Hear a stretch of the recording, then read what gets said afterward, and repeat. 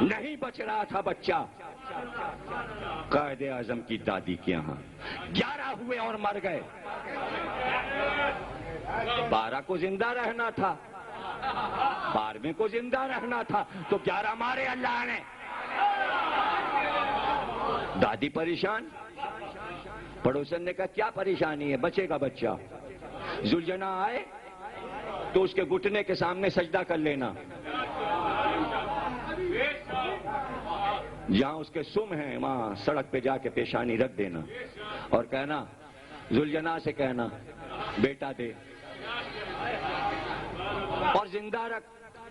انگریز نے لکھی ہے قائد اعظم کی سبانِ حیات، اس میں سے ترجمہ کر کے اخبار جنگ نے اخبار جہاں میں قائد اعظم ایڈیشن میں ہر سال یہ واقعہ دے دیتا ہے۔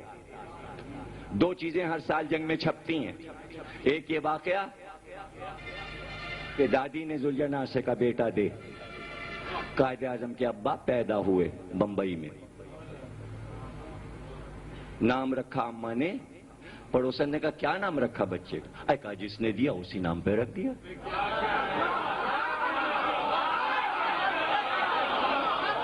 وہ تو انہوں نے اپنی کھوجا زبان میں کہی ہوگی، ہمیں کیا پتا، ہم تو اردو بول دیے۔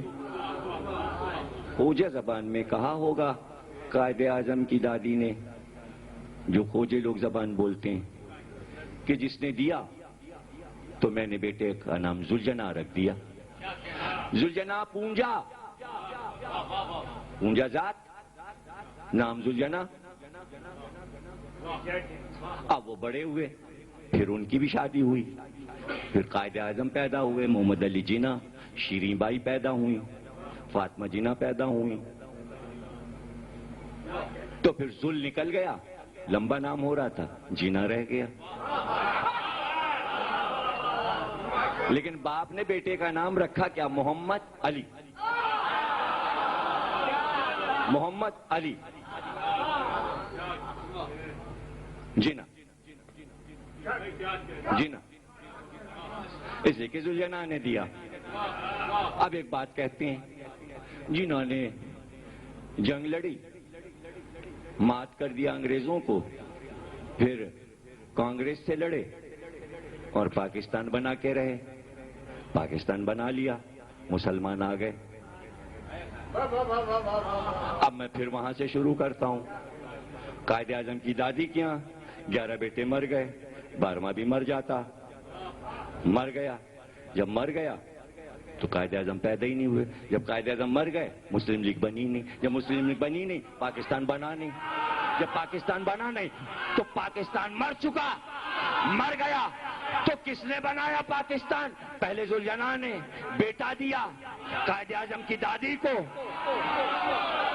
ذوالجناح سے بات چلی، پاکستان پہ ختم ہوئی تو پتہ چلا پاکستان ذوالجناح کے سموں کا صدقہ ہے،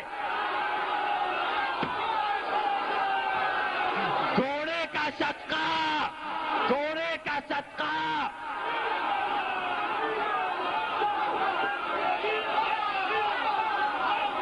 ارے اب جملہ سن لو، چونکہ ذوالجناح کی وجہ سے یہ ملک بنا، پورے ملک کی آبادی کو ذوالجناح کے سموں پر سجدہ کرنا چاہیے۔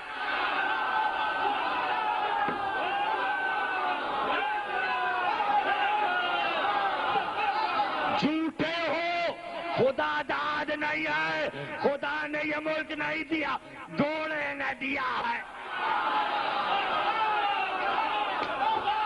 پاکستان کا مطلب کیا؟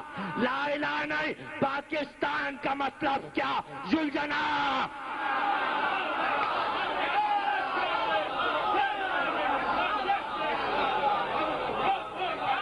پاکستان کا مطلب گھوڑا، پاکستان کا مطلب دلدل، پاکستان کا مطلب ہائے حسین یا حسین۔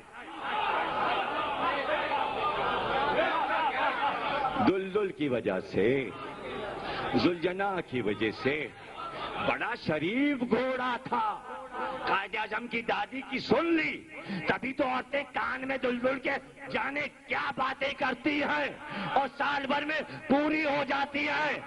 ارے حسین کا شبی کا گھوڑا جب دعائیں پوری کر دیتا ہے تو حسین کیا ہے جو رب بن جاتے ہیں۔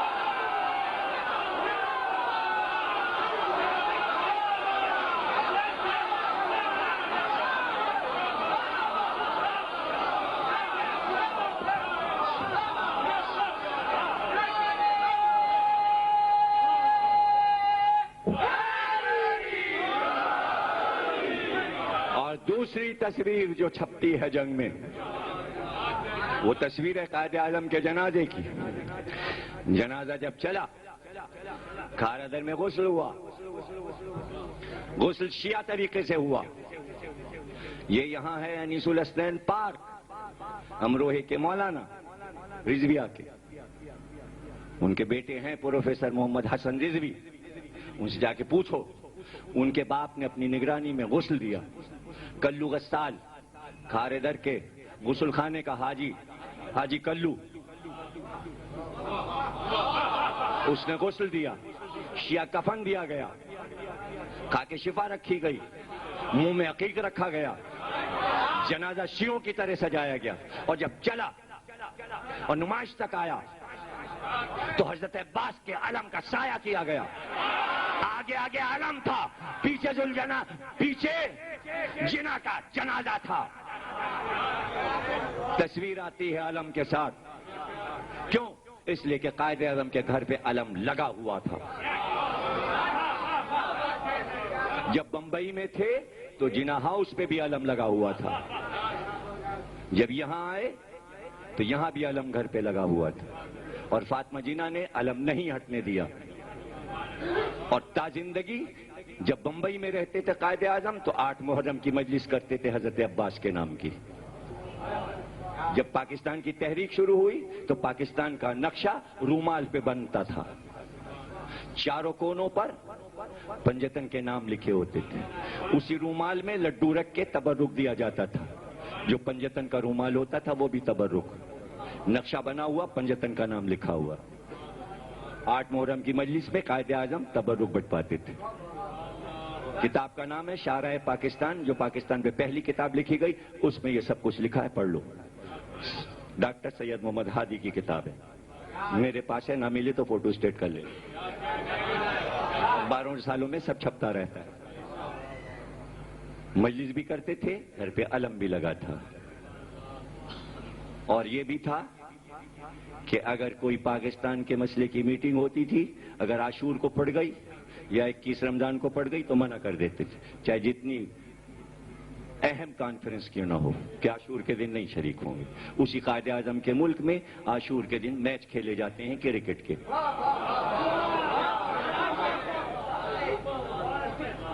قائد اعظم نے اہل بیت سے رابطہ رکھا، تب عزت ملی اس ملک کو۔ اب یہاں کے لوگ اس ملک کو بے عزت کرنا چاہتے ہیں، اس لیے اہل بیت کے در سے ہٹا کے کہیں فقیروں کی پاس لے جانا چاہتے ہیں اس ملک کو۔ اور جب سے فقیروں کی طرف ملک گیا ہے، فقیر بن گیا ہے، کشکول ہاتھ میں لیے ڈالر مانگے جا رہا ہے، مانگے جا رہا ہے۔ ہٹاؤ فقیروں کے پاس سے، لاؤ جناب امیر کے پاس ملک کو، امیر کے در سے ملے گا، پھر فقیر پنا ختم ہو جائے گا، سمجھو۔ اور جو قربانیاں ہیں، یہ وہ ملک نہیں ہے کہ جہاں آپ سعودی عرب ہے شیعوں کو دبا کے بیٹھ گئے، آپ برابر کے حصے دار ہیں پاکستان میں، اور دولت سب شیعوں کی لگی ہے، کسی سنی امیر اور رئیس کی دولت نہیں لگی۔ 200 شیعہ رجواڑے تھے یو پی میں جنہوں نے اپنی دولت دے دی، تب بننا شروع ہوا پاکستان۔ پہلا اجلاس جو لکھنؤ میں ہوا وہ راجہ صاحب محمود آباد نے کیا، اور اس وقت 8 کروڑ روپیہ لگا تھا اس جلسے پر، جو قائد اعظم بگی پہ آئے تھے اور اسٹیشن سے جلسے تک لایا گیا تھا۔ وہ جلسہ نہ ہوتا تو تحریک پاکستان کی شروع نہیں ہو سکتی تھی۔ اور قربانی دی راجہ صاحب نے کہ ان کی کم سے کم 80 کروڑ کی جائیداد انڈیا حکومت نے ضبط کر لی اس جرم میں کہ پاکستان کیوں بنایا آپ نے۔ اب بیٹے نے چھڑائی 50 برس کے بعد، جس میں امام باڑہ بھی قبضہ کر لیا تھا انڈیا گورنمنٹ نے، اور ساری جائیداد واپس کی ہے. اس جائیداد کی واپسی پہ اب پاکستان کو آسرا ہوا کہ جینا ہاؤس بھی مل جائے گا.